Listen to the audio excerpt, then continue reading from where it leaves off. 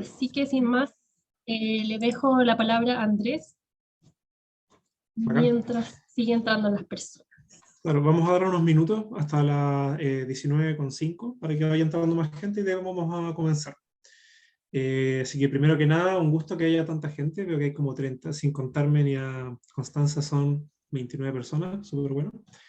Y igual la presentación que vamos a ver hoy, no sé si todos estuvieron en la clase que dio Carlos, pero la que veremos hoy en día es un poco más técnica. Intenté hacerla lo menos técnica posible para que pueda ser abordada por personas de cualquier profesión o orígenes profesionales o no profesionales, pero aún así de repente tiene terrenos más o menos escabrosos que vamos a tener que pasar juntos, y ahí si tienen cualquier duda me pueden preguntar siempre. La idea es que de esta clase salgamos entendiendo cómo se produce hidrógeno, para qué se produce y cómo lo podemos ocupar técnicamente. Así después cuando analicemos proyectos en la cuarta sesión, proyectos nacionales, y nos mencionen vamos a usar un electrolizador, vamos a usar tal cosa, vamos a hacer con tal equipo, entendamos a qué se refiere y qué podría implicar eso respecto a cómo se produce el hidrógeno y cómo se utiliza.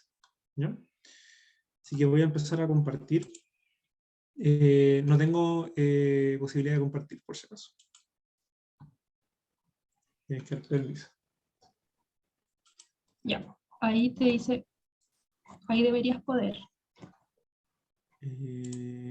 Ahí puedo. ¿Se ve bien? Sí, se ve. Sí, súper. Ya. Voy a poner un pequeño cronómetro para ir coordinando bien el tiempo. Y vamos a comenzar. Ya, estamos nuevamente entonces. Entonces, bienvenidos y bienvenidas a la clase de tecnologías de producción y uso de hidrógeno. No cambia la diapositiva. Ahí está, ahí se está moviendo.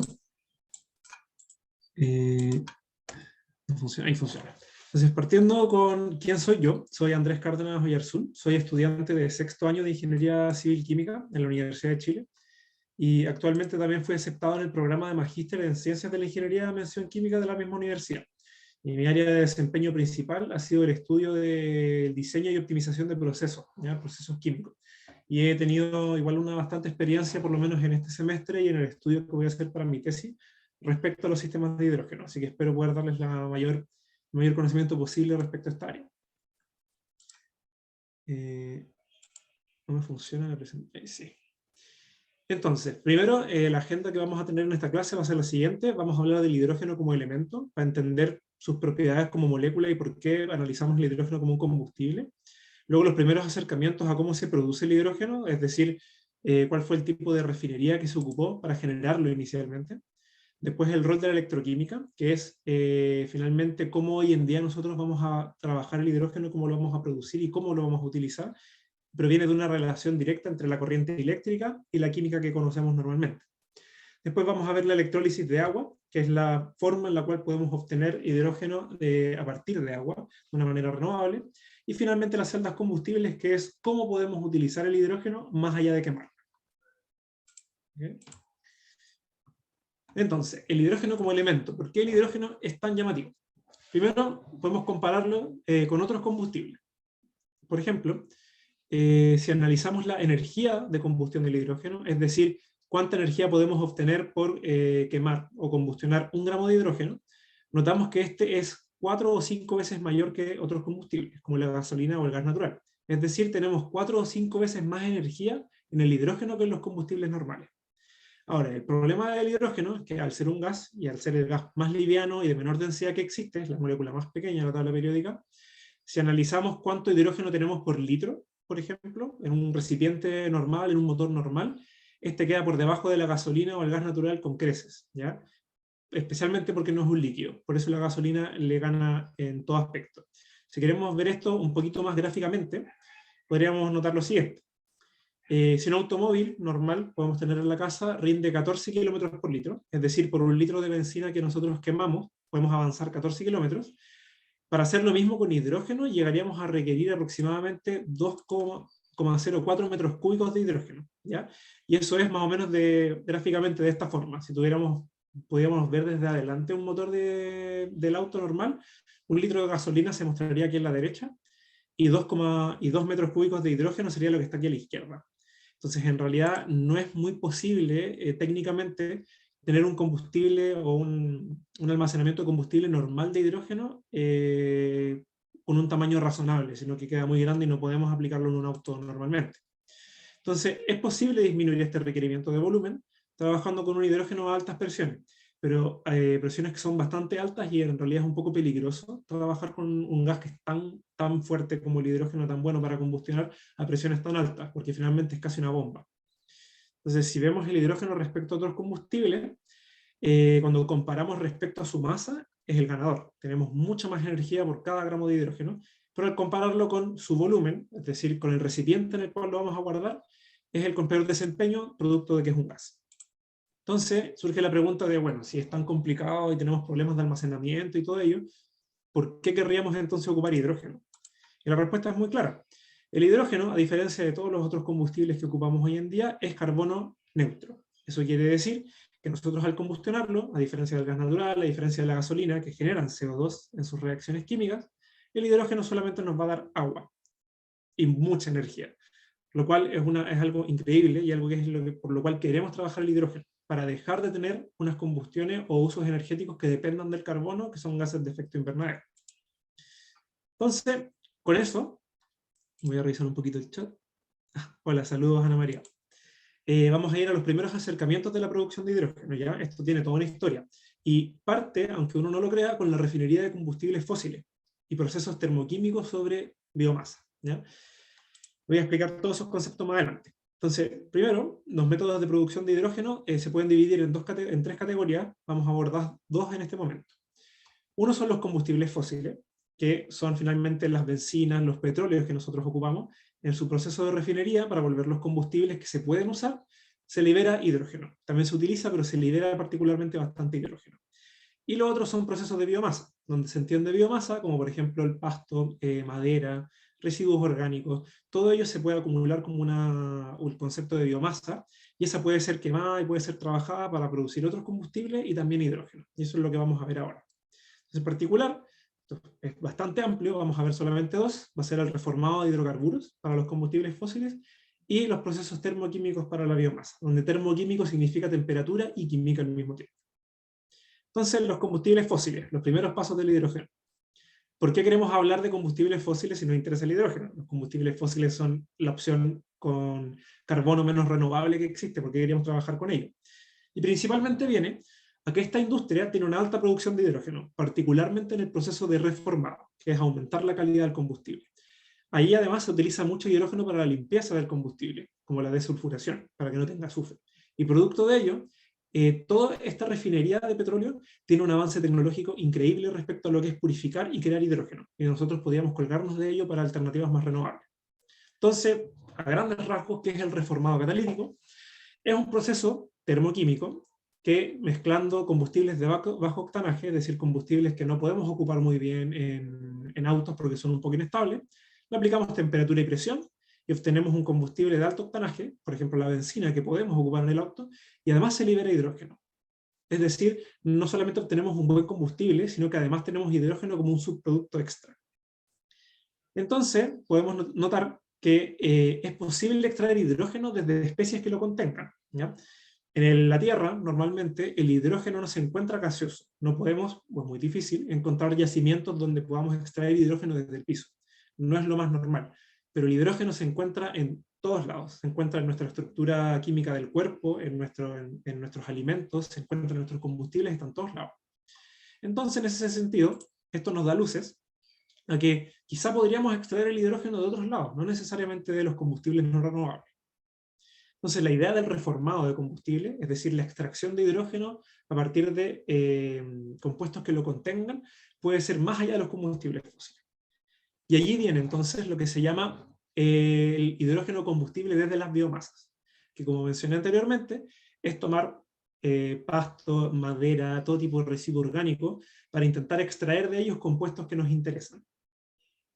Entonces, toda materia orgánica tiene hidrógeno, de una u otra forma. Todas, no hay ninguna que se escape. Nuestro cuerpo, todo lo que nos alimentamos, todos nuestros desechos lo contienen. Así que podríamos quizá extraer ese hidrógeno u otros componentes de interés. Y un ejemplo importante de ellos es la biomasa creada por fotosíntesis, es decir, cualquier tipo de cultivo, cualquier tipo de árbol, cualquier tipo de cosa que nosotros realicemos a través de fotosíntesis y hagamos crecer. Entonces, ¿cómo podemos extraer esos componentes? Suena súper bonito, pero ¿cómo técnicamente lo podríamos lograr?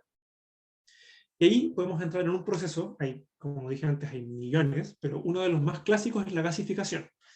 La gasificación es similar al proceso de reformado, donde teníamos un combustible que pasaba a ser otro liberando hidrógeno. En este caso es un proceso termoquímico también, requiere temperatura, en el cual nosotros rompemos los enlaces de la biomasa, la separamos en muchos componentes distintos, gaseosos, o en suspensión, como ceniza, hidrógeno, metano, hay muchas formas en las que lo podemos separar. Y la idea es similar a los procesos termoquímicos de la refinería. Aquí tengo un diagramita de cómo se puede explicar un poco este proceso de gasificación, y si hay dudas, cualquier cosa, pregúntenme si no entienden nada, porque de este momento en adelante puede ponerse un poco técnica en la presentación. Entonces, si nosotros tenemos algo como madera, podemos tener cultivos, desechos de cualquier tipo orgánico, los podemos moler e ingresar a un gasificador, el cual, a través de temperatura y presión, rompe lo más posible todo lo que nosotros le alimentamos, y lo empieza a separar en distintos componentes moleculares. Después eso lo podemos quemar, como dice ahí en un oxidador, y a través de una caldera podemos generar vapor, y ese vapor hace generar una turbina que nos da energía eléctrica, que es lo que había mencionado Carlos en la primera clase. Y así podemos tener finalmente un proceso que nos da energía a partir de materias que son totalmente orgánicas y renovables. Entonces los productos de la gasificación son muchísimos, pero en particular tenemos monóxido de carbono, hidrógeno, que es el interesante, metano, que es un compuesto de carbono, y agua. Y aquí surge la pregunta, ¿pero estamos generando carbono o no? ¿Estamos al momento de quemar esta biomasa, de generar hidrógeno y otros combustibles? Sale carbono igual. Entonces, ¿cómo sería renovable y ambientalmente responsable una tecnología que sí libera carbono? Y la respuesta es la siguiente. Déjenme saber eso. Que nosotros, para hacer crecer cualquier planta, incluso para crecer nosotros o para crecer cualquier compuesto orgánico que se base en CO2, ellos requieren fijar CO2 para poder crecer. Es decir, toman CO2 del ambiente, lo incorporan en su estructura y crecen. Producto de ello, si nosotros tomamos una planta que absorbió carbono y la quemamos, estamos liberando a lo más la misma cantidad de dióxido de carbono que absorbió inicialmente. Y producto de ello podríamos llamar que estos procesos son carbono neutrales. Es decir, no aportan ni quitan el carbono que ya tenemos en el ambiente, es decir, tienen un impacto neutro, por lo menos en su operación. Entonces, suena bacán, suena muy interesante, pero ¿existen desventajas en este acercamiento para producir combustible? Y lamentablemente la respuesta es que sí, hay bastantes. Principalmente es que plantar requiere mucho terreno y requiere consumo hídrico. Entonces, hay un problema ahí entre decidir, bueno, cuántos litros de agua estaríamos gastando para hacer ciertos combustibles, para hacer crecer cierta biomasa, cuánto terreno vamos a ocupar, que es bastante.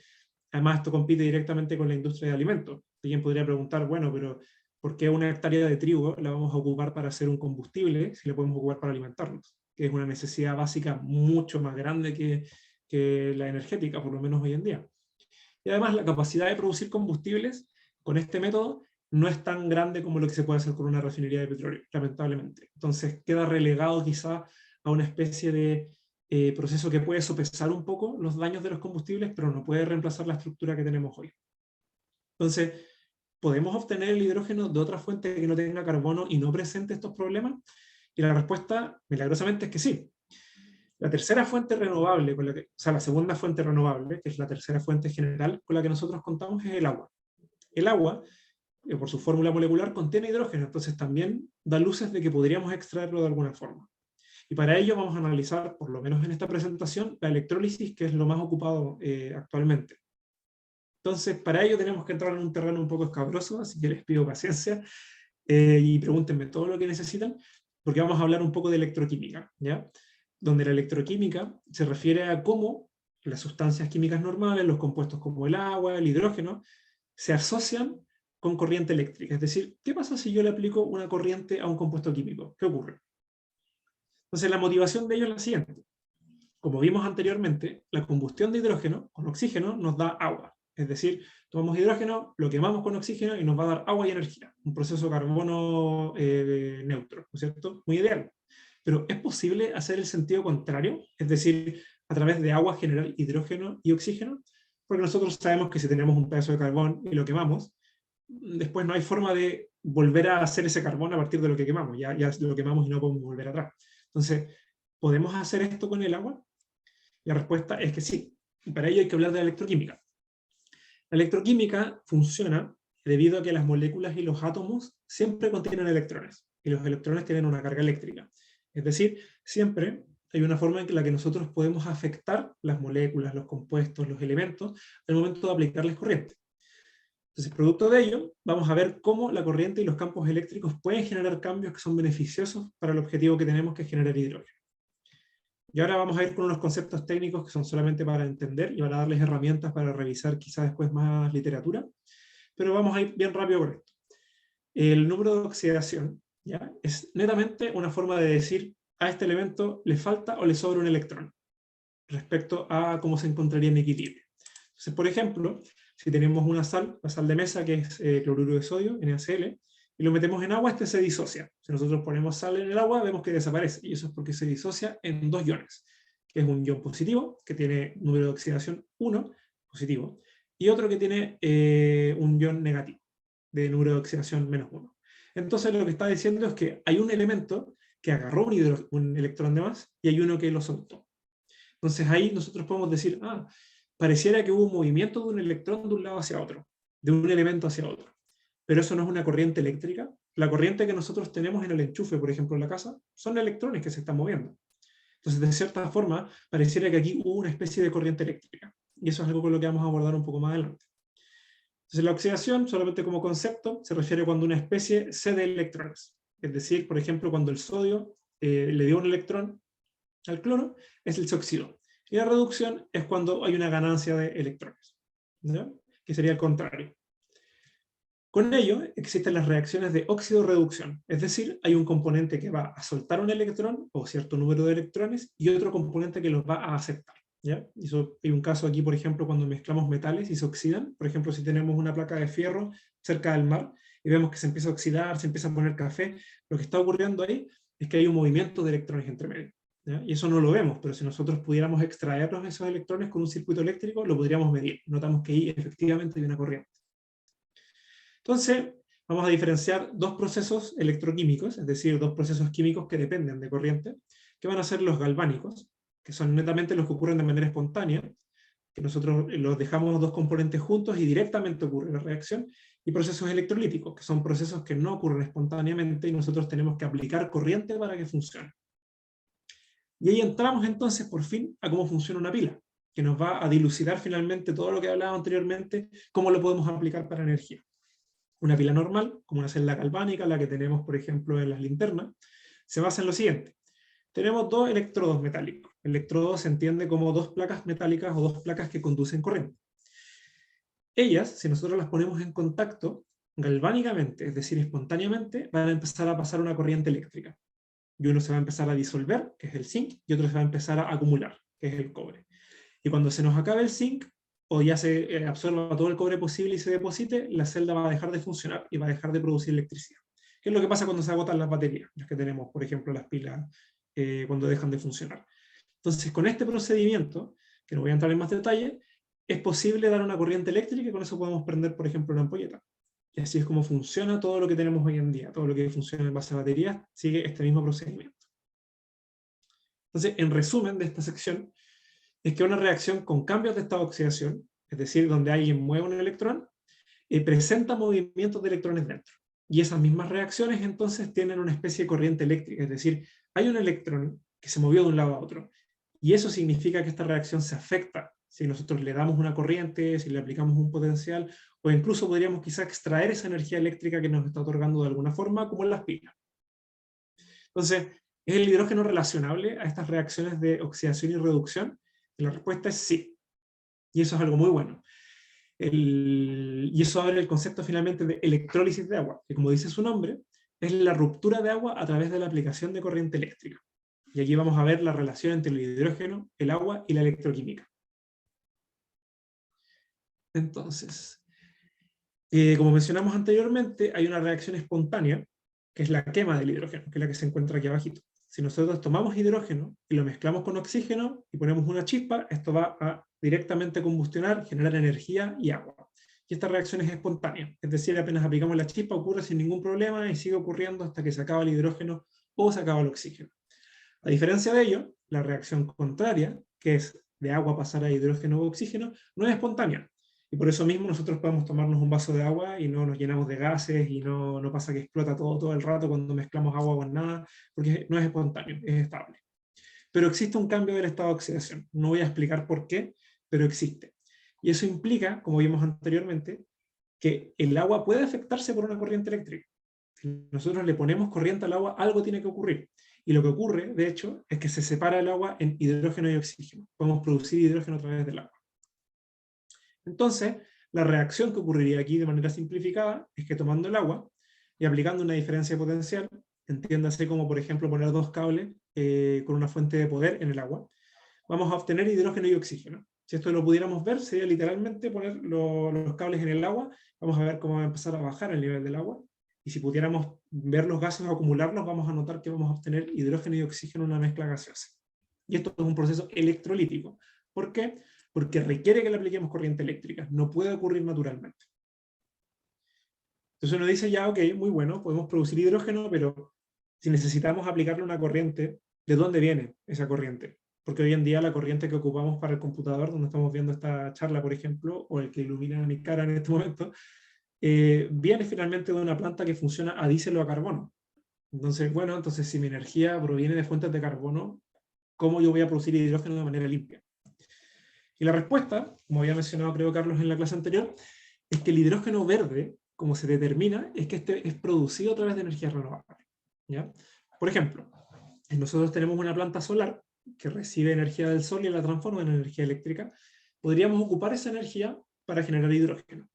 Y ese hidrógeno sería verde, es decir, no hubo ninguna emisión de carbono en todo el proceso en el que lo trabajamos.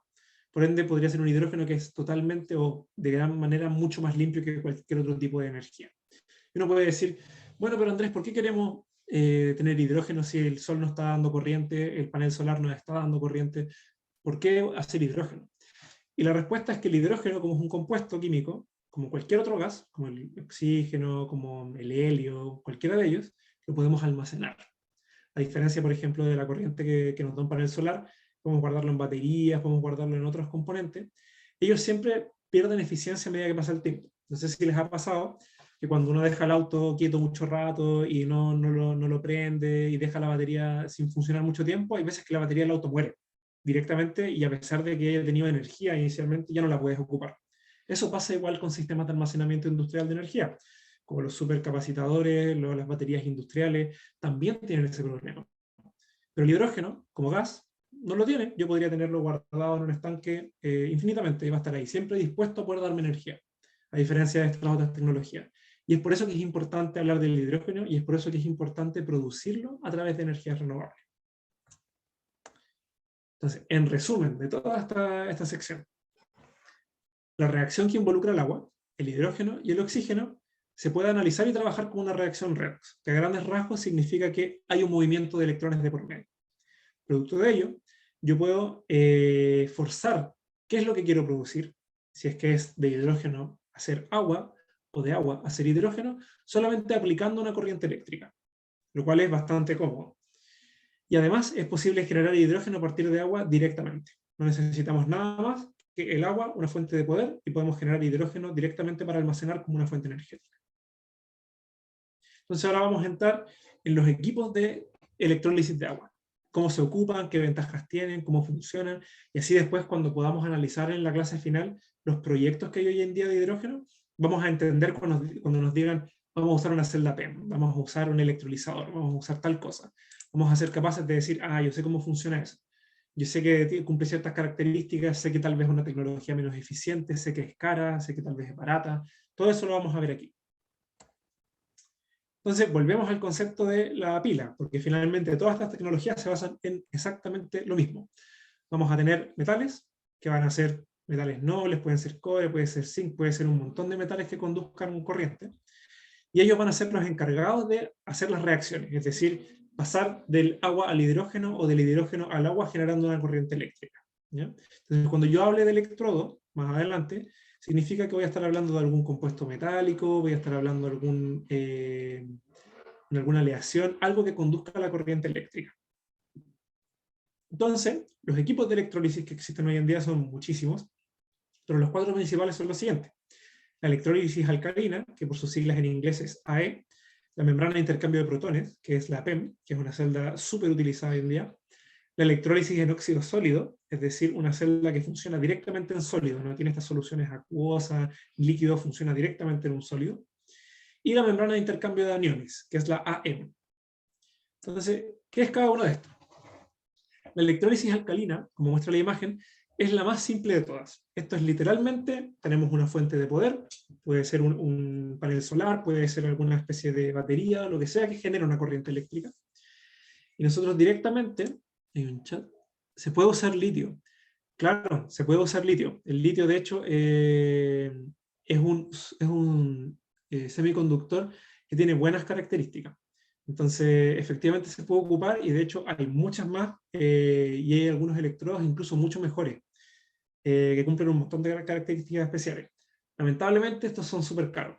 Generalmente son de platino, son de un montón de otras cosas que aumentan los costos sideralmente. Y de hecho vamos a ver más adelante que esa es la principal desventaja de estas tecnologías, que no pueden usar metales tan baratos, entre comillas, como cobre, zinc, litio, sino que tienen que usar aleaciones de cosas que son muy caras.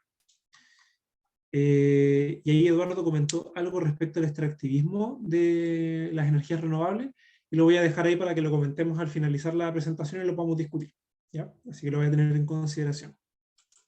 Y también eso que mencionaron de que el agua es escasa, también lo vamos a discutir, también en las sesiones posteriores con el Liubana, cuando veamos los impactos ambientales. Entonces, bueno, la electrólisis alcalina es literalmente una piscina. Nosotros le ponemos los electrodos metálicos, aplicamos corriente y sale hidrógeno y oxígeno. Suena maravilloso y así es, funciona de esa misma forma.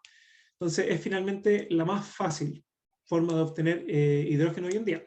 Entonces tenemos un canal que se llama el cátodo, donde va a salir el hidrógeno, y un canal que se llama el ánodo, donde va a salir el oxígeno. Y todo esto está en una solución de agua. El segundo, que ya se empieza a poner un poco más intenso respecto a su diseño, es la membrana de intercambio de protones, que si seguimos solamente las flechas podemos ver lo siguiente. El agua va a entrar por un canal, ¿ya? Un canal como un tubo, por ejemplo. Y a medida que va a pasar por ese canal, va a permear hacia el metal, que sería este que está aquí amarillo, que se llama el cátodo. Un cátodo metálico puede ser de un montón de metales como los que mencioné anteriormente. Y ahí el agua va a separarse. Va a separarse en oxígeno y va a separarse en estos protones, ¿ya? Que son hidrógenos, finalmente, que están separados. Esos hidrógenos pasarán hacia el otro lado de la celda y generarán hidrógeno directamente, a través del otro electrodo metálico. Y así tenemos una entrada de oxígeno, o sea, una entrada de agua, que genera una salida de hidrógeno y una salida de oxígeno. ¿Cuál es la gracia de estas tecnologías? Es que si se fijan hay una membrana. En el caso anterior teníamos una extracción de los gases directamente, pero aquí no. Aquí hay una barrera más para poder producir el hidrógeno, y eso implica que va a salir con mayor pureza, como vamos a ver más adelante cuando vemos el desempeño de cada una de las celdas. Entonces la PEM, si la vemos así a grandes rasgos, tenemos agua que entra, toca el ánodo metálico y genera oxígeno e hidrógeno. Todas las celdas que vamos a ver siguen lo mismo. La única diferencia va a ser cuál es el compuesto químico que transfieren de un lado a otro, y eso va a definir todas sus propiedades. La segunda celda funciona exactamente igual. Tenemos un componente anódico y catódico que son metálicos, en los cuales el agua tomará un contacto, finalmente, y eso se desprotonará, generará hidrógeno y generará oxígeno. La diferencia de la celda de óxidos metálicos es que en el caso de la PEM, el hidrógeno salía por un lado, que era distinto a donde entraba el agua, y el oxígeno salía en el lado del agua. Aquí es distinto. El agua entra y sale por el mismo lado que el hidrógeno, y lo que sacamos en el otro lado, más puro, por decirlo así, es el oxígeno. ¿Ya? Es la única diferencia que tienen estas celdas, y además que esta funciona a mayor temperatura y tiene otra conformación estructural, pero finalmente funcionan de la misma manera. Entonces, si la vemos de manera general, tenemos una entrada de agua que va a generar de nuevo lo mismo, hidrógeno y oxígeno, pero esta vez el hidrógeno va a salir en el mismo tubo, por decirlo así, que el agua, pero funciona exactamente igual. Después tenemos otra celda que sigue la misma idea, que es la membrana de intercambio de aniones, en la cual nuevamente tenemos la entrada de agua, toca un electrodo metálico y vamos a tener una salida de hidrógeno y oxígeno. La diferencia aquí es que podemos alimentar agua por los dos lados. Y vamos a tener una transferencia completa de este compuesto aquí que se llama hidroxilo.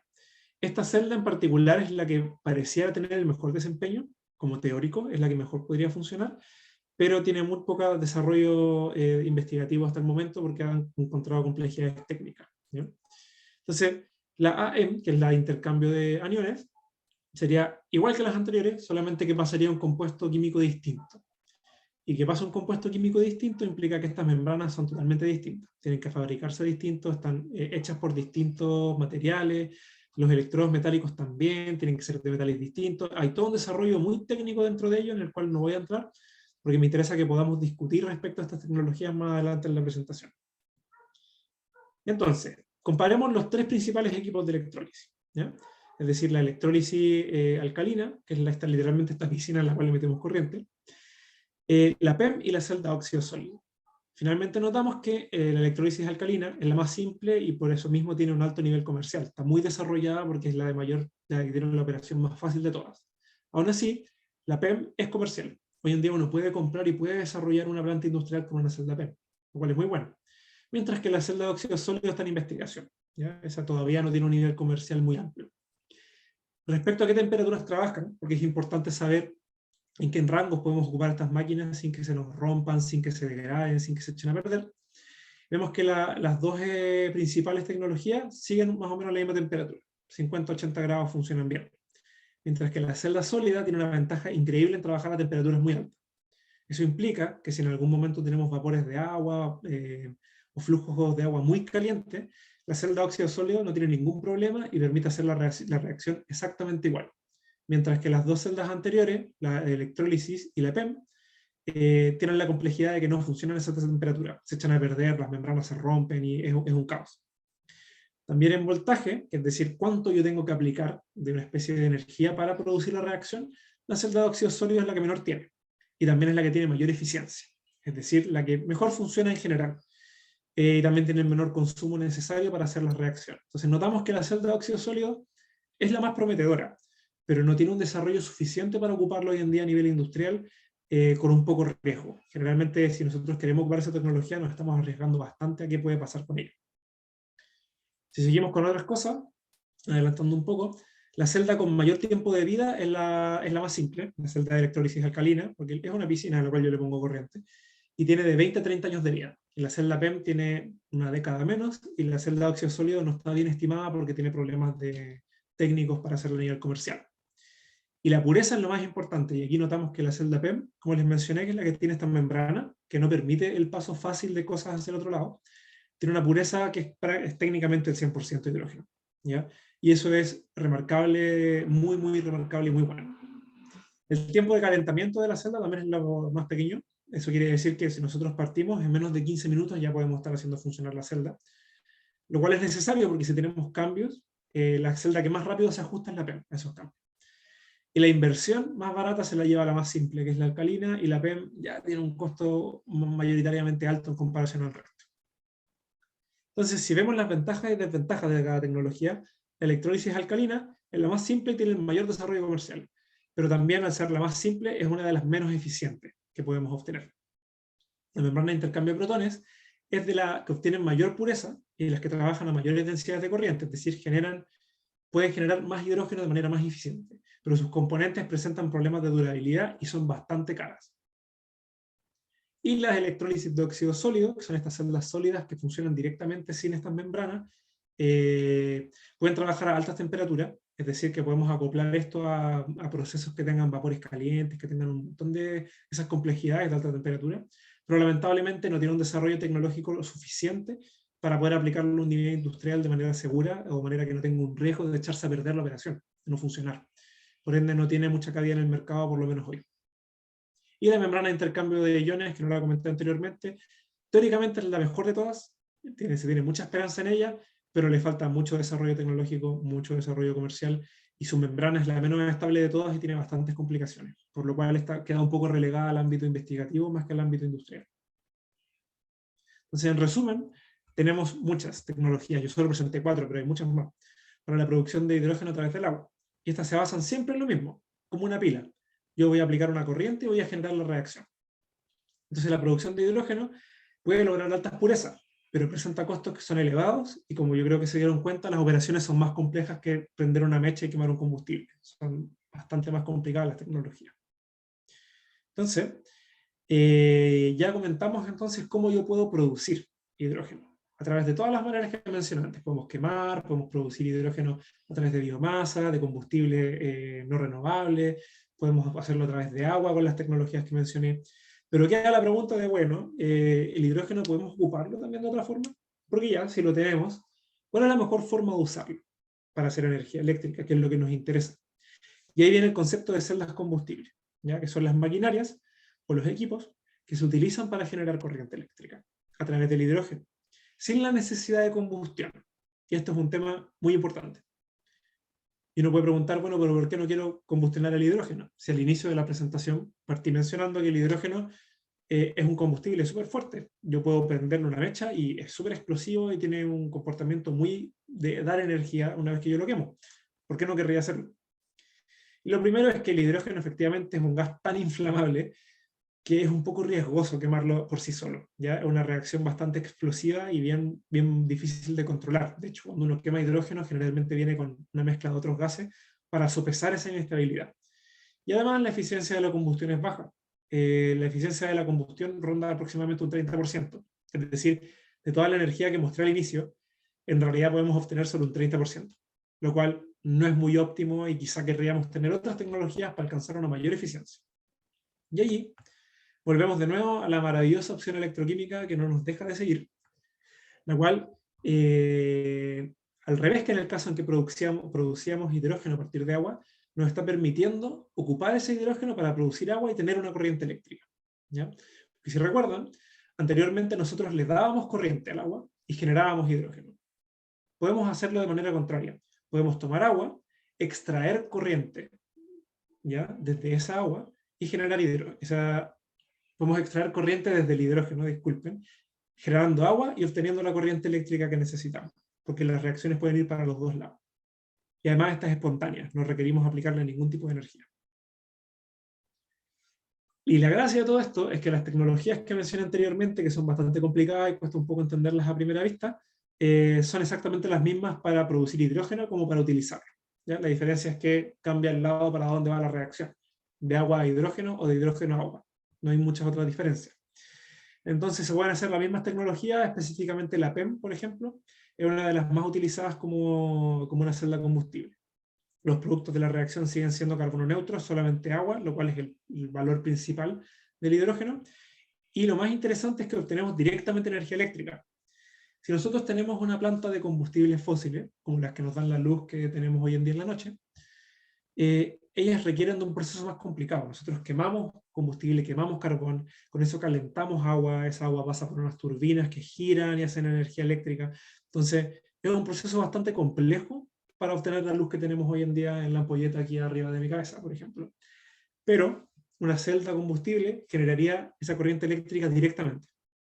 No necesitamos ningún otro proceso más que la misma celda. Y eso es una ventaja también.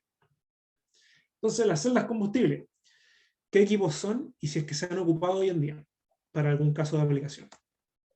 Y las celdas, voy a pasar un poco más rápido en esto, son exactamente las mismas que vimos anteriormente. Las mismas con otro nombre. La celda combustible alcalina. No es una celda alcalina como la electrólisis alcalina. La celda combustible de membrana de intercambio de protones. Un nombre súper rimbombante. La misma, la celda PEM, pero con la reacción para el otro lado. Celdas combustibles de óxido sólido. También, lo mismo que mencioné anteriormente, pero la reacción va para el otro lado. Entonces, si lo vemos rápidamente, la única diferencia es que antes teníamos que entrar agua, y esa agua le aplicábamos una corriente, y de la corriente obteníamos hidrógeno y oxígeno. Y ahora simplemente entramos hidrógeno, e instantáneamente, producto de cómo está configurada la celda, vamos a generar agua y vamos a obtener de vuelta la energía eléctrica. Es decir, podemos ocupar eso, por ejemplo, para prender una ampolleta, o para aplicar una resistencia, para una estufa, por ejemplo, para cualquiera. Y la reacción total, en la que se encuentra aquí abajito, sigue siendo hidrógeno más oxígeno nos da solamente agua. No tenemos ningún carbono en ningún lado, ningún gas de efecto invernadero en ningún lado. La celda sólida, exactamente lo mismo. Entra hidrógeno por un canal, toca el metal, genera agua y nos da una corriente eléctrica. Y en el otro lado tiene que entrar una corriente de aire para finalmente aportar oxígeno. Pero funciona exactamente igual. Y en general obtenemos lo mismo. Tenemos hidrógeno con oxígeno, nos da agua y una corriente eléctrica. Funcionan de la misma forma. Y la celda PEM es la celda que funciona igual que las anteriores, solamente que traspasa protones en el medio y de nuevo es lo mismo. Hidrógeno más oxígeno nos da agua y una corriente eléctrica. La única diferencia es que estamos pasando por medio, sea grupos hidroxilo, sea oxígeno o sea protones. Y eso les da las características a cada una de las celdas. Ahora, ese es el diagrama más o menos básico. ¿Cómo se ve esto a un nivel industrial? No en un diagrama plano. ¿Cómo lo podríamos ver? Y estas siempre son unas cajas, ¿ya? Yo tengo como una caja que adentro tiene este canal, que se encuentra aquí, como de serpiente, en el cual pasan los gases, o pasa el agua, dependiendo si es una celda de combustible o un electrolizador. Y ese gas permea hacia adentro, toca los metales, ¿no es cierto? Pasa por estas membranas que mencioné anteriormente, toca el siguiente metal, que es el otro electrodo, y genera el agua, y esa después sale por un canal similar al otro lado. Entonces esto es como un cuadrado finalmente. Y si vemos cómo se vería esto a nivel industrial o a nivel personal, sería así. Parece una batería gigante, es casi un mueble. Y este adentro de sí tiene un montón de estas anteriores que mostré, estas pequeñas celdas combustibles, las cuales se acoplan una con otra y nos da finalmente este banco de batería, en el cual nosotros le alimentamos hidrógeno y vamos a obtener energía eléctrica y agua. ¿Ya? Muy elegante el proceso. Ahora, ¿cómo son estas tecnologías? ¿Son buenas? ¿Son malas? ¿Cómo se comportan entre sí? ¿Nos convienen? La respuesta es que son bastante buenas. Las celdas funcionan todas a temperaturas bastante razonables, entre 50 y 100 grados, y nuevamente la sólida tiene un funcionamiento a temperaturas súper altas, pero es por sus propias características. También sigue siendo la que nos da más potencia, que como había mencionado Carlos en la presentación anterior, la potencia es como la capacidad que nosotros tenemos para dar cierta energía por unidad de tiempo. Y la celda sólida es la que más lo da. Lamentablemente sigue estando en desarrollo de investigación, así que no se puede ocupar mucho.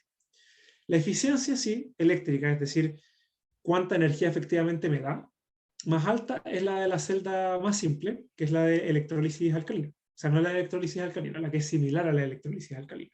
Es decir, la celda combustible alcalina. Pero la de mayor eficiencia completa, es decir, cuando contabilizamos tanto la generación de energía como calor, porque este proceso se calienta, es la celda PEM, ¿ya? Que es la celda de mayor desarrollo o mayor interés industrial hoy en día por lo mismo.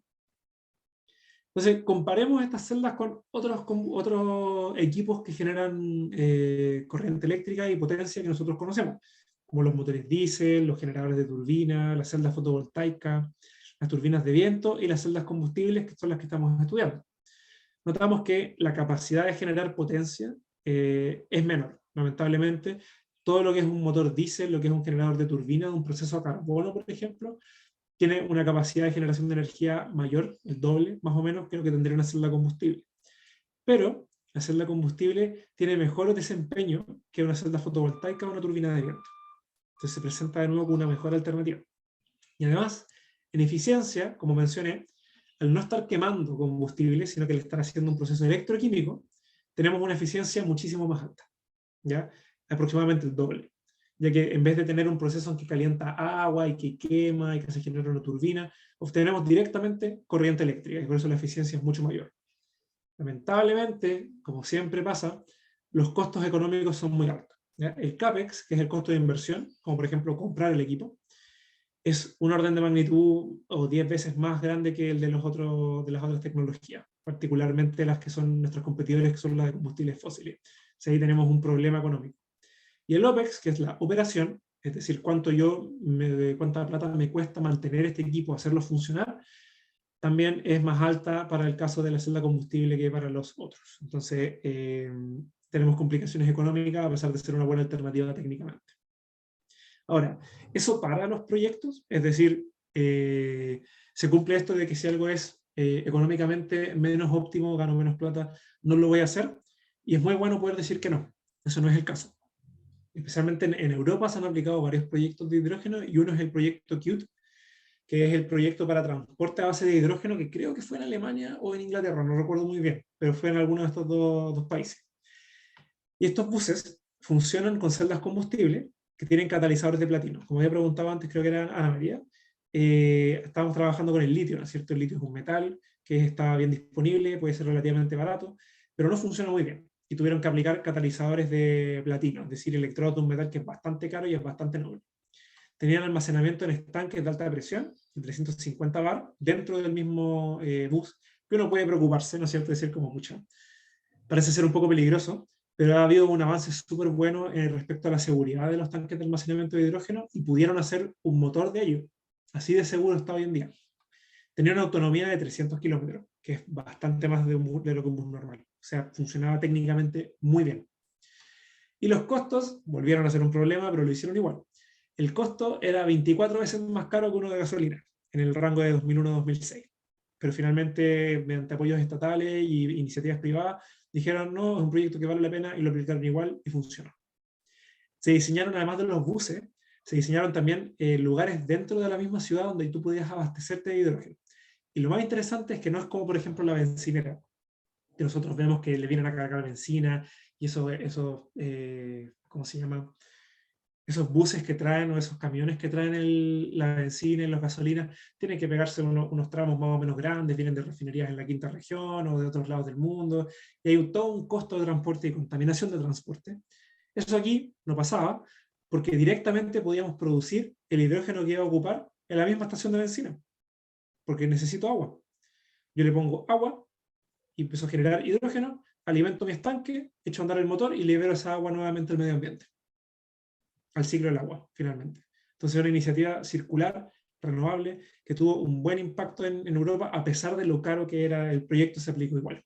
¿Ya? Así que tenemos unas luces de esperanza de que esto no es solamente una idea investigativa, no es una idea científica solamente, tiene impactos en la vida real y se ha aplicado. ¿Ya? Eso es súper bueno. Entonces, como conclusión, para dar paso a las discusiones, donde podamos discutir las tecnologías, si les queda alguna duda, cualquier cosa, notamos que el hidrógeno es un combustible versátil, con mucha capacidad energética, pero por ser un gas, tiene poca densidad. Es decir, si yo quisiera tener un motor de combustible de hidrógeno a una presión normal, como lo que tendría uno de benzina, por ejemplo, de gasolina o diésel, sería un tamaño rimbombante que no puede ser aplicado en un vehículo normal. Entonces, el almacenamiento es uno de los principales problemas. Tenemos que tener las altas presiones, eso es complicado, puede ser poco seguro, pero ha habido un buen desarrollo con ello. La producción de hidrógeno a partir de agua es posible, es técnicamente factible, se ha probado y es una alternativa renovable y libre de emisiones en carbono en su operación. Y las tecnologías para ello ya existen. Trabajan directamente con hidrógeno o con agua y producen o requieren directamente energía eléctrica sin tener que combustionar nada ni requerir un proceso industrial más complejo. Entonces, también concluimos que existen tecnologías maduras que se usan hoy en día y que estas lamentablemente a veces presentan ventajas de eficiencia y producción como algo bueno, pero sus desventajas es que tienen alto costo y son más difíciles de operar. Claramente es más fácil, entre comillas, porque igual es complicado, quemar carbón y calentar agua, a tener todo un proceso electroquímico con metales, con membranas para generar energía, pero hoy en día es posible, se puede y se ha logrado. Así que esa ha sido la presentación. Muchas gracias por su atención y con esto damos paso a la sección de discusiones donde vamos a ver el chat. Ustedes pueden prender el micrófono, los invito para que podamos discutir y hablar de todas las cosas que les acomplejen de estas iniciativas, si tienen dudas, lo que sea. Así que voy a dejar de compartir para que nos podamos ver las caras si es que hay gente motivada para vernos. Quedaron algunas preguntas en el chat que podemos ¿Sí? ir mirando. Por ejemplo, Eduardo comentaba respecto al extractivismo para construir estas plantas generadoras de energía, cómo este daña a las comunidades donde se instalan estas industrias. También, o sea, pensando como en nuestro estilo de vida que requiere alto uso de energía también, no sé.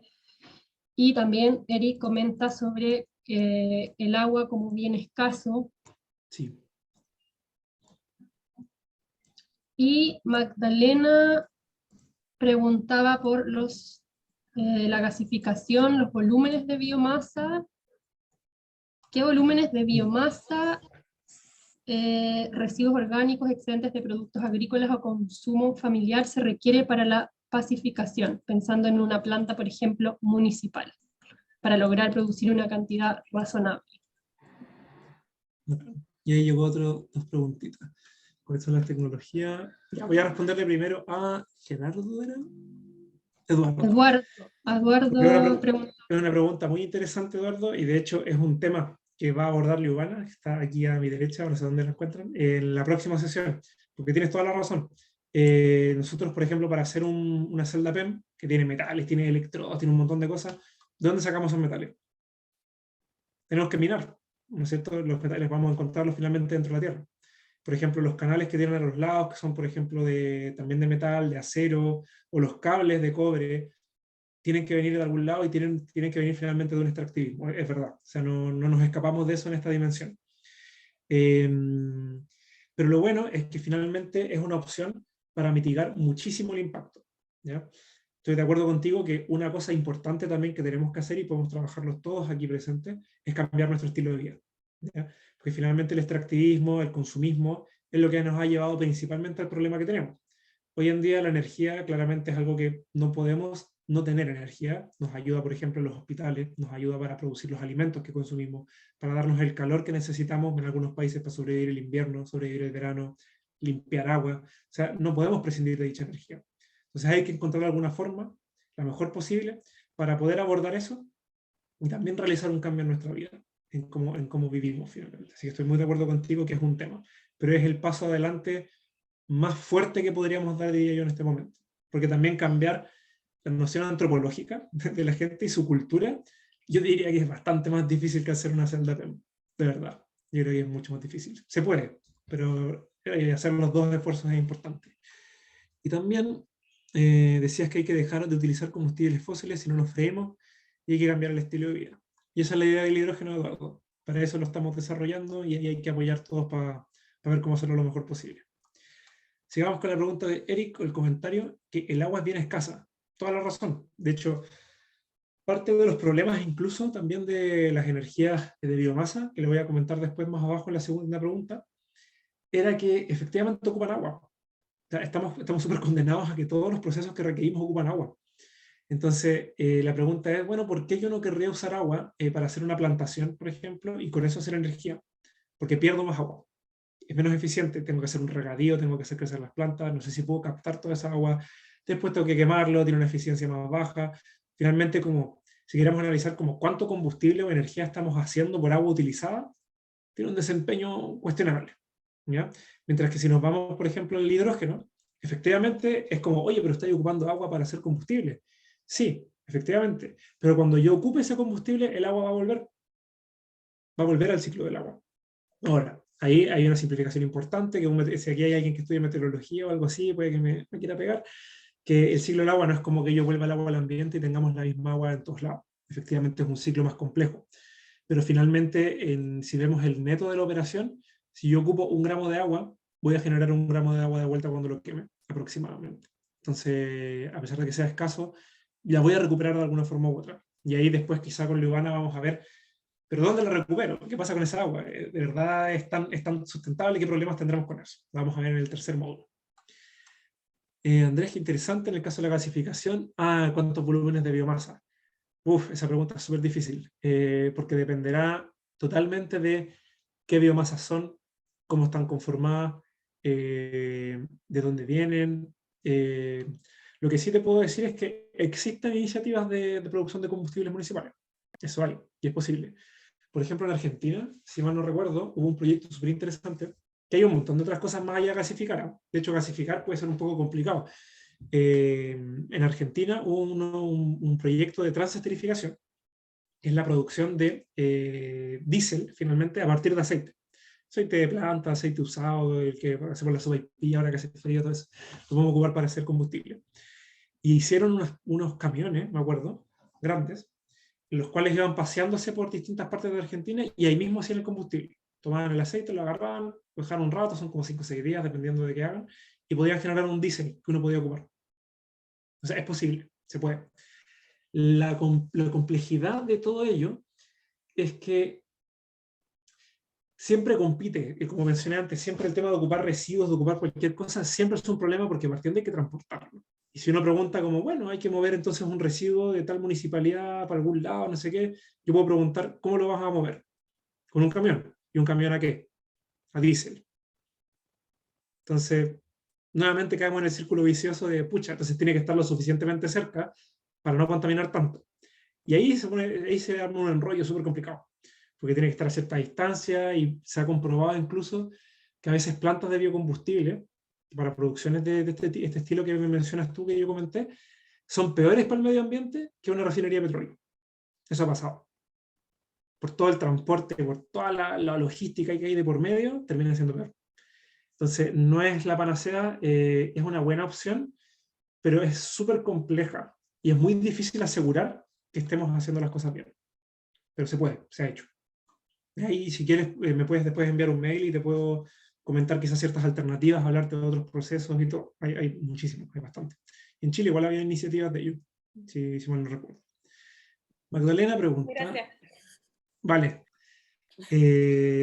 Magdalena pregunta, ¿descartas su uso para vehículos privados? Me imagino que se refiere a las celdas combustibles. No, no para nada, porque finalmente si lo pudimos rehacer para un camión público, tiene mayores requerimientos, por ejemplo, que un vehículo privado. Yo creo que se puede lograr. Lo que me preocuparía es la mantención, yo creo, porque hay una responsabilidad importante de que si tu auto tiene ¿cómo se llama? Un estanque de 500 atmósferas de hidrógeno, cuídalo, pues, o sea, es re peligroso. Entonces yo creo que ahí debería un tema, pero técnicamente en lo que es como para funcionar el auto, sí, obviamente. De hecho, hoy en día, vamos a hablar después en otras charlas más adelante, se están haciendo desarrollos para aplicarlo en minería.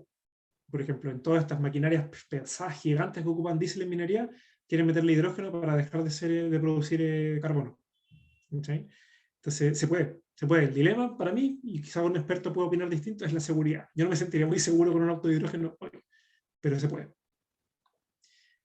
Hay otra cosa importante también, el tema de los vehículos, es que dónde tú lo vas a abastecer.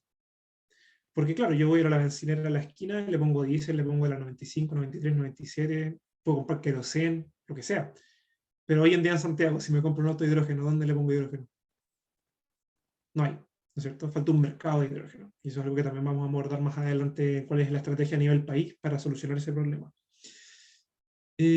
Andreina pregunta, tenemos dos preguntas. ¿Cuáles son las tecnologías que en Chile en proyectos de H2 se están aplicando? ¿Ya? Y segundo, ¿consideras que la elección de estas tecnologías debiese dejarse a iniciativas privadas o de política pública, considerando costos, beneficios e interés público?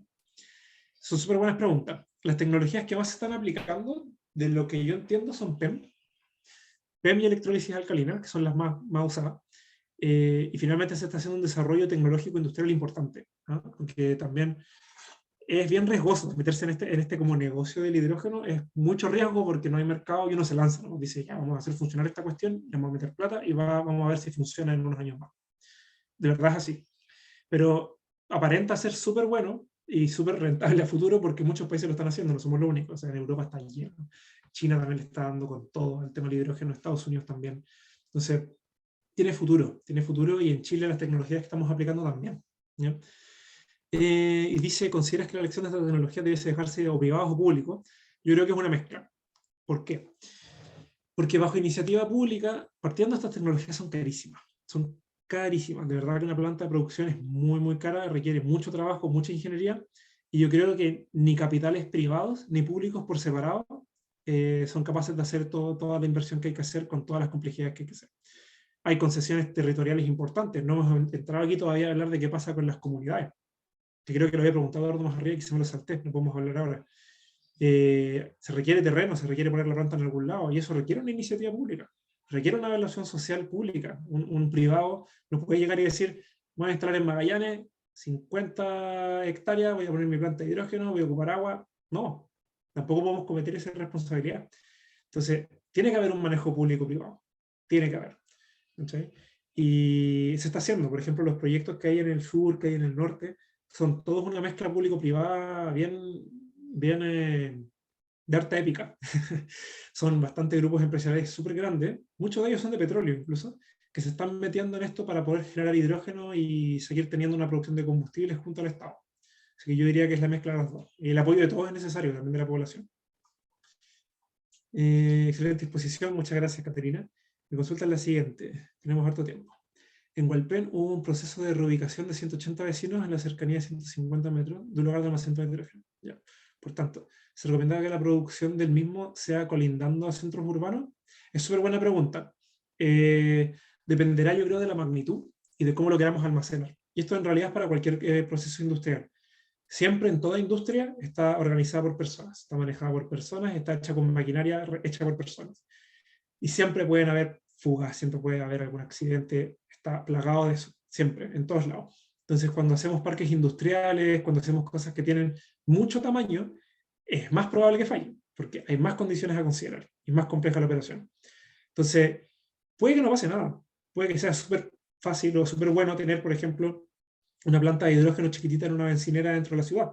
Porque de hecho, por ejemplo, si nosotros vemos las bencineras hoy en día, o sea, están a un cigarro de explotar. Y están ahí.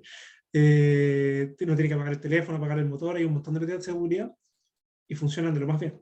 Entonces, yo creo que es posible, yo creo que requiere un cambio cultural, requiere también un cambio tecnológico para hacerlo más seguro, que tiene sus complicaciones, pero yo creo que todas esas medidas que mencionas tú también son importantes para el tema de seguridad. O sea, uno puede que no pase nada, pero tú no quieres arriesgarte a que la población sufra alguna explosión por culpa de hidrógeno. ¿Ya? Siempre lo principal es la seguridad de la gente que está cerca también. Y por eso a veces hay programas de reubicación y uno dice, oye, pero qué onda. Pero siempre hay que encontrar la forma de darle seguridad a la gente, especialmente cuando hacemos industrias tan grandes.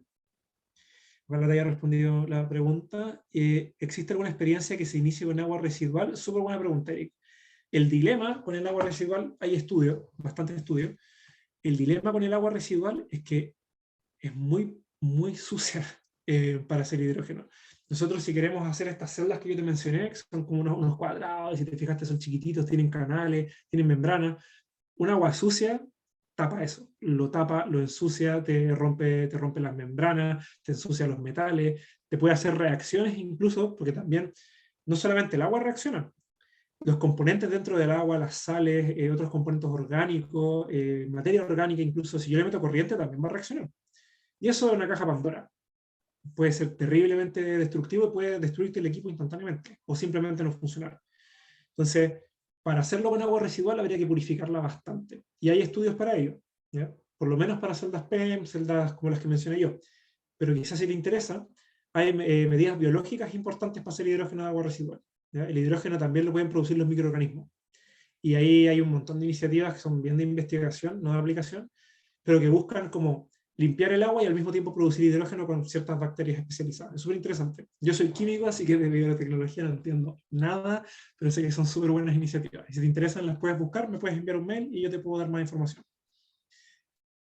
Ana María pregunta, ¿el agua que se ocupa en qué parte del ciclo se puede recuperar?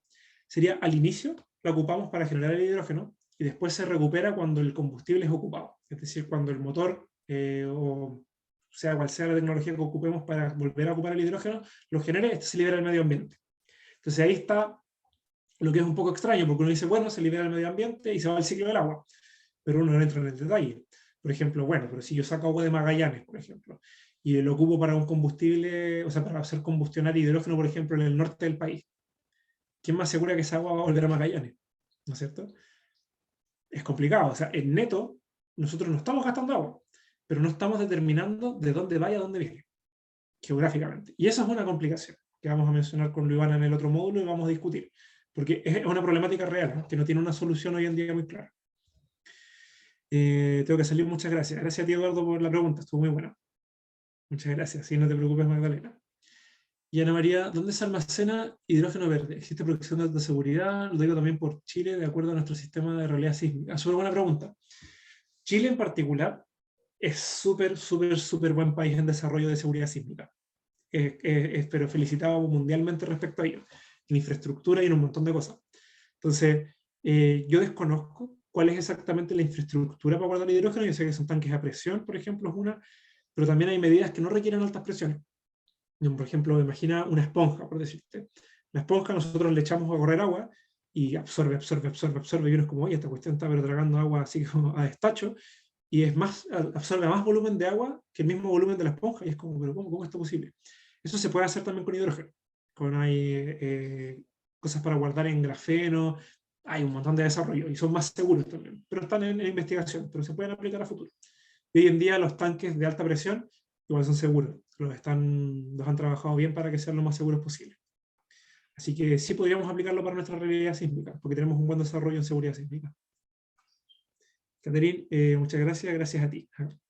Entonces, no sé si hay más preguntas, si quieren comentar más cosas, discutir más. Todavía nos queda como media hora de charla. Tenía pensado que fuera lo más posible la discusión y resolverles dudas, así que cualquier cosa me pueden comentar.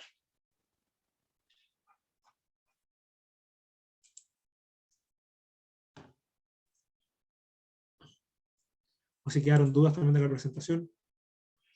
Ah, no les he dado mi contacto, ahora que lo pienso, para que me puedan hablar. Se los voy a dejar en el chat.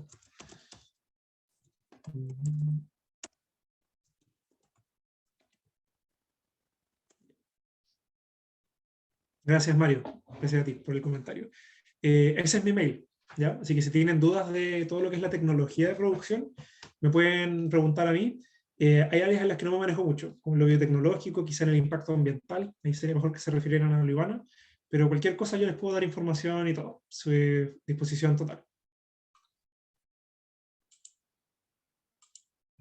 Hay un comentario.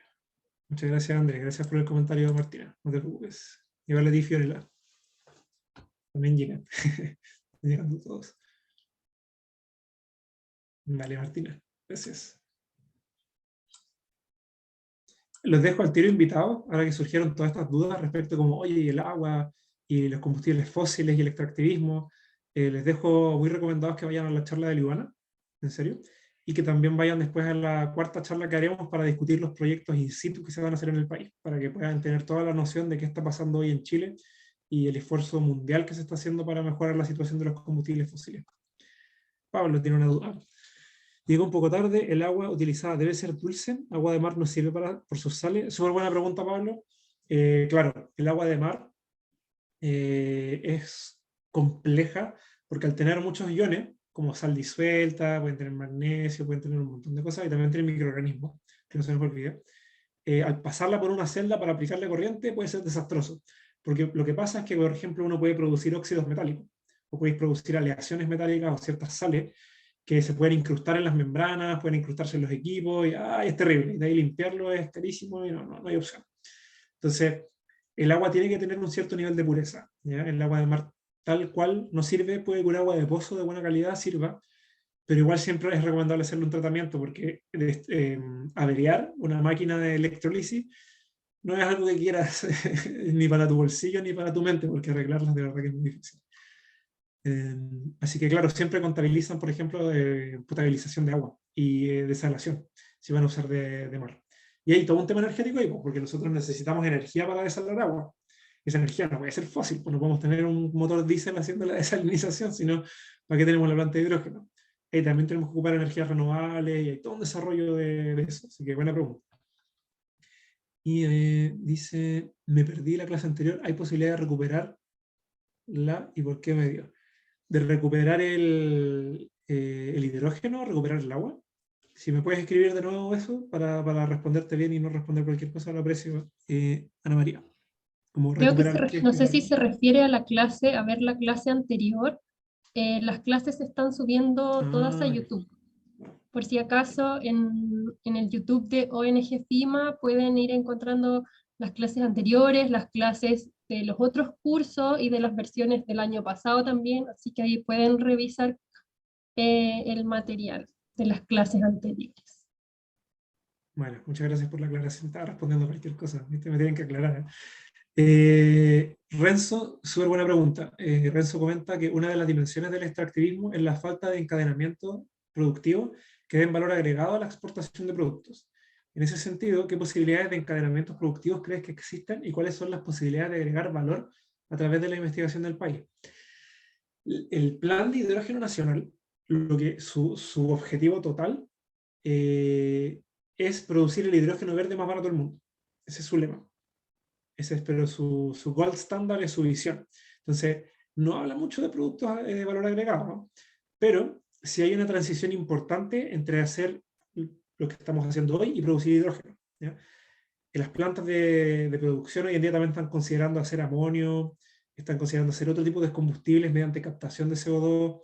Entonces, las plantas de hidrógeno presentan harta variabilidad de los productos que pueden lograr dependiendo de la tecnología con la cual tú lo apliques, ¿cachai?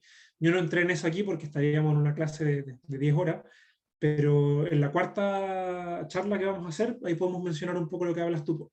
como qué subproductos estamos generando, cuál es el proceso para hacerlo más allá de hidrógeno. Ahora, respecto a extractivismo, el Plan Nacional no habla de que nosotros vamos a producir tecnología, ¿ya? No es su enfoque. Su enfoque es que nosotros vamos a ser un país productor de energía, de hidrógeno. No es en sí extractivista, pero sí, porque finalmente igual vamos a ocupar nuestra agua para hacer combustible, ¿ya? Entonces ahí también hay una duda que vamos a plantear en la charla futura de, ¿es algo que queremos para Chile, no tener ese desarrollo industrial, no tener un desarrollo tecnológico, como que, ¿en qué dimensión queda Chile a nivel mundial? ¿Como un país extractivista, como un país de investigación? Es una pregunta abierta, así que gracias por tu pregunta. Vamos a responder, ojalá entre todos, después en la cuarta charla. Ahí enviaron la de las clases. Súper. Dale, de nada, Renzo, buena pregunta, gracias a ti. Así que, si tienen más preguntas, todavía nos quedan unos 10 minutitos, creo. Sí, más o menos. Así que si alguien tiene más preguntas, por favor, si quiere puede abrir el micrófono o puede comentar por el chat.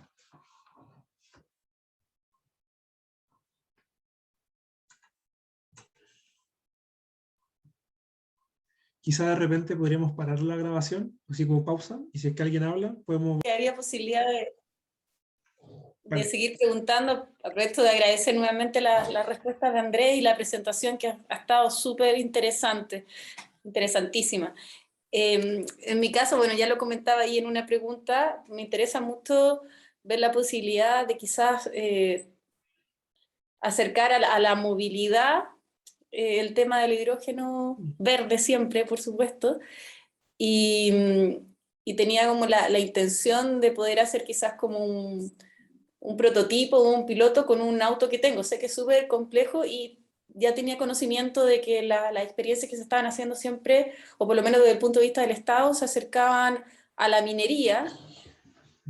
Y me imagino que también al tema, si es que en algún momento, porque por lo menos así lo han hecho ver desde algunos ministerios, siempre el tema como ya sea electromovilidad o hidrógeno verde, al transporte público, si llegara a acercarse a algún tipo de intervención ya a nivel estatal.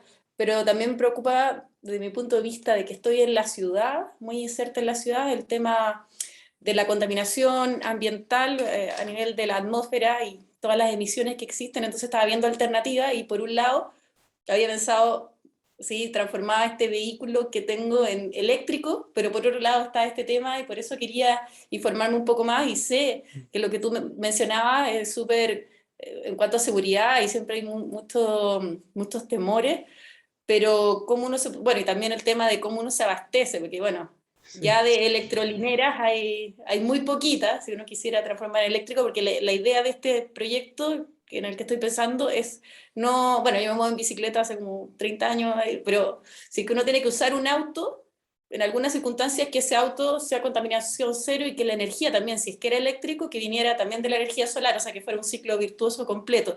Pero viendo la posibilidad de pensar en un acercamiento para este vehículo al hidrógeno verde, sé que es complejo ahora, pero no sé si tú atisbas que podría haber como alguna posibilidad, como un piloto, por ejemplo. Sé que tendría que ser quizás hacer algo entre público, privado, experimental y que pudiera servir como para sacar experiencias desde el punto de vista de la academia. Me gustaría, no sé, lo veo desde ese punto de vista. Sí, existe, de hecho, hay no me acuerdo el nombre, SEIS, creo que se llama. Es un centro de estudio australiano que está en conjunto con el Estado chileno y Corfo, realizando el diseño de un motor que pueda funcionar a base de hidrógeno, solamente hidrógeno. Está en desarrollo.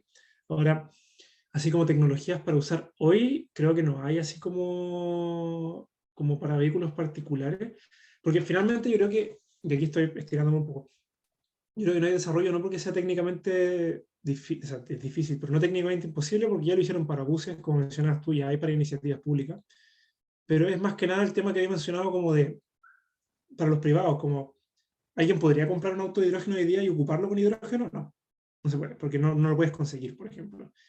Hacer hidrógeno uno mismo es factible, pero igual es súper complicado, no va a tener buenas eficiencias, va a ser súper complejo.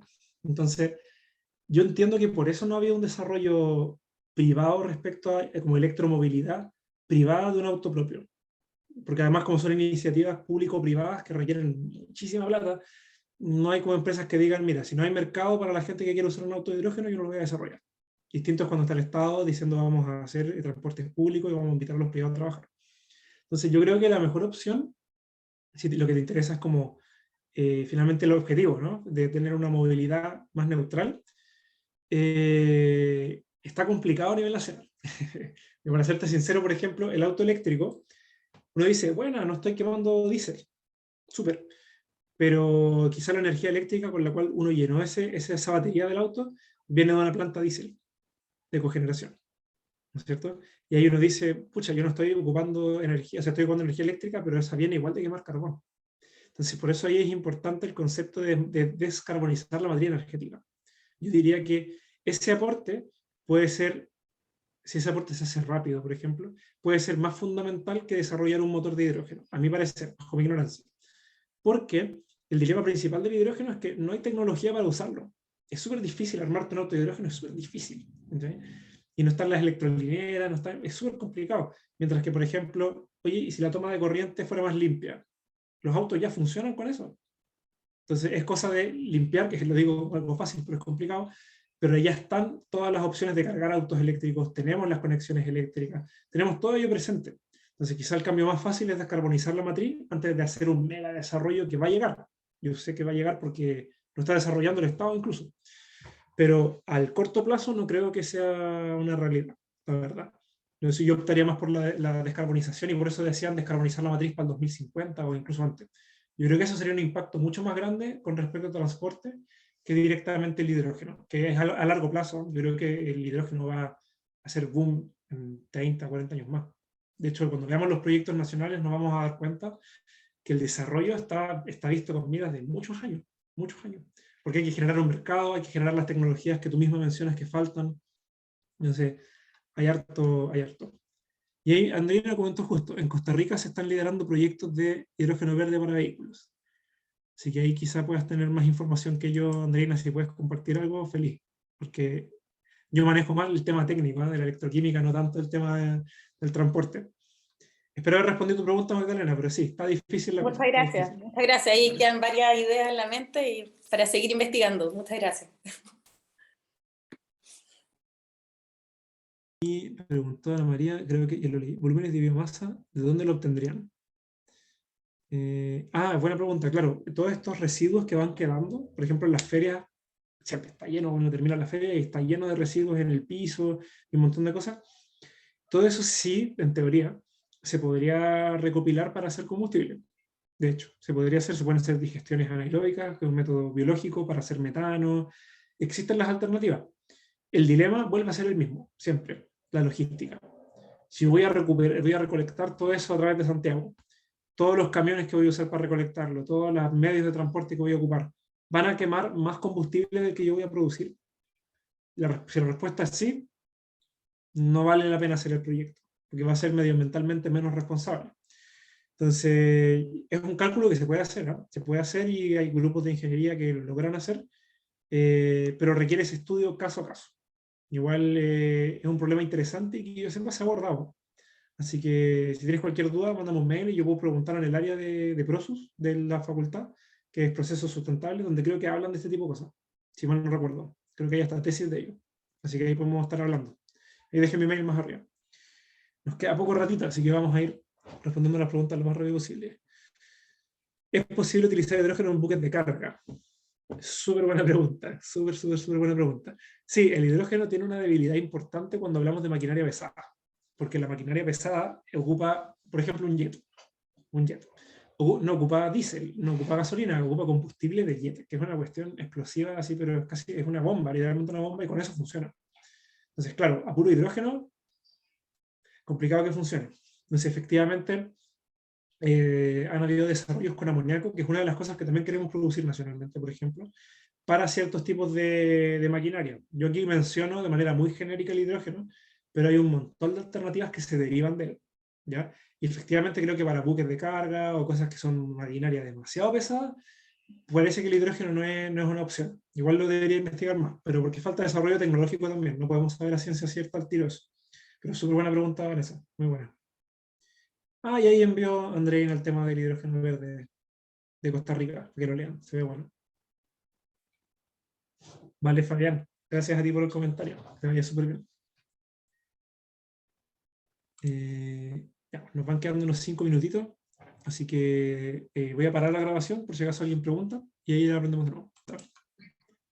Y aquí hay una pregunta en el chat. Primero, bueno, Javiera, gracias por el comentario y nos veremos en la próxima sesión.